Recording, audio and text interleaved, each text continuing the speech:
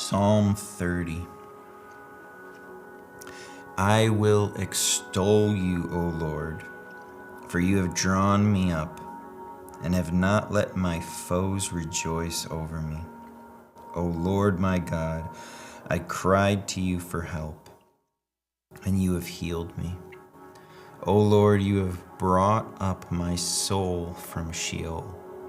You restored me to life from among those who go down to the pit. Sing praises to the Lord, O you his saints, and give thanks to his holy name. For his anger is but for a moment, and his favor is for a lifetime. Weeping may tarry for the night, but joy comes with the morning. As for me, I said in my prosperity, I shall never be moved. By your favor, O Lord, you made my mountain stand strong. You hid your face. I was dismayed.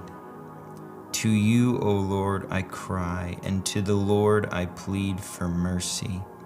What profit is there in my death if I go down to the pit? Will the dust praise you? Will it tell of your faithfulness? Hear, O Lord, and be merciful to me. O Lord, be my helper. You have turned for me my mourning into dancing. You have loosed my sackcloth and clothed me with gladness, that my glory may sing your praise and not be silent.